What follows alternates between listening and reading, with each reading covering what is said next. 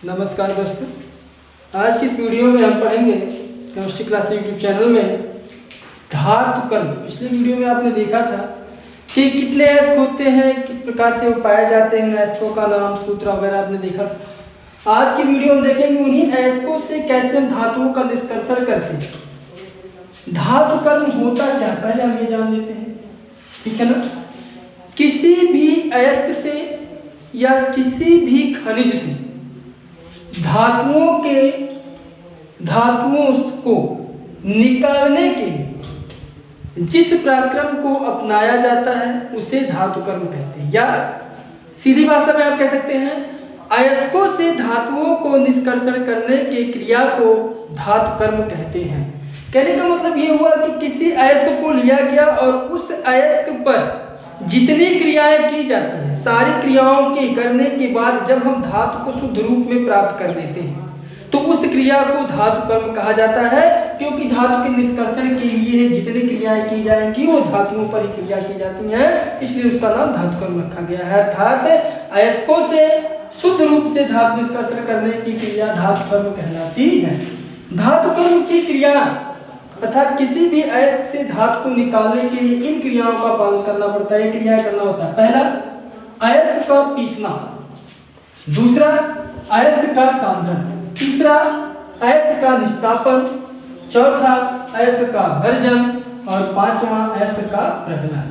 तब जाकर के लास्ट में आपका क्या प्राप्त होता है, धातु।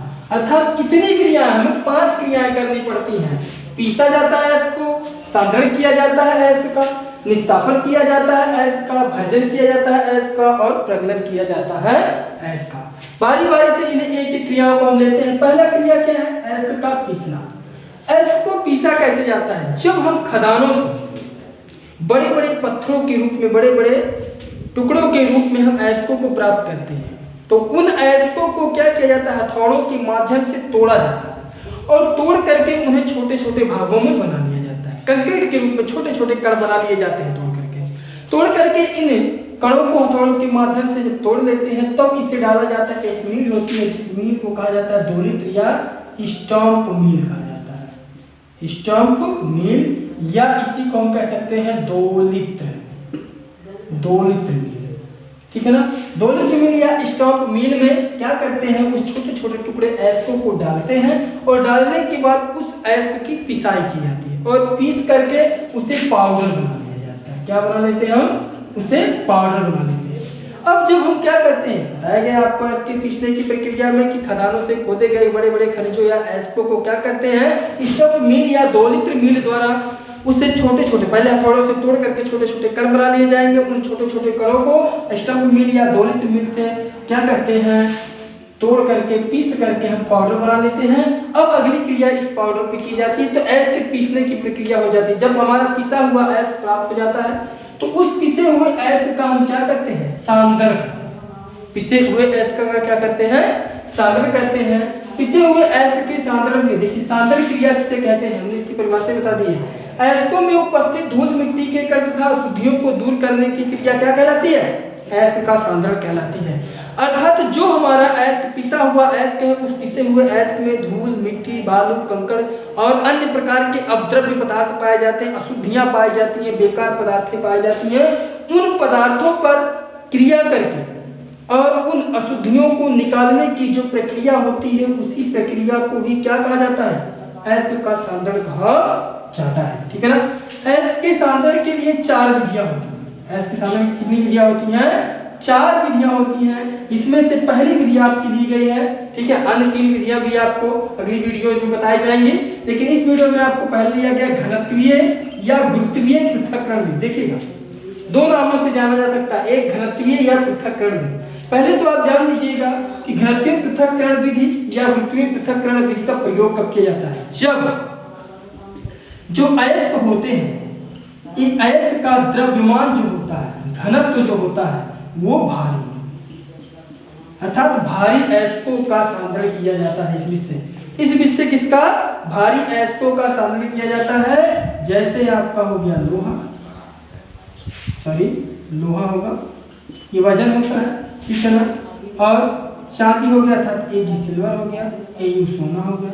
तो इन सब आपके क्या होते हैं, वजन होते हैं, द्रव्यमान युक्त होते हैं। प्लेटिनम हो गया, अर्थात जिन धातुओं की मात्रा भारी होती है, वजन में बहुत अधिक होते हैं, जिनका घनत्व अधिक होता है, उनका सांद्रण किया जाता है। अर्थात घनत्वीय पृथक्करण विधि से जो है भारी अयस्कों का सांद्रण किया जाता है। इस विधि का तभी प्रयोग करते हैं जब उसमें उपस्थित जो धातु होते हैं वो अधिक द्रव्यमान युक्त होते हैं, अधिक घनत्व युक्त होते हैं। इस विधि में क्या होता है, जैसा हमने आपको चित्र बनाया है, सेम इसी प्रकार का प्रोसेस होता है, ठीक है ना। देखिएगा इस चित्र को पहले समझते हैं हम। चित्र में देखिए सबसे ऊपर आपका एक हॉपर लगाया गया है। हॉपर का मतलब क्या होता है, डोंगा होता है। हॉपर का मतलब क्या होता है, डोंगा।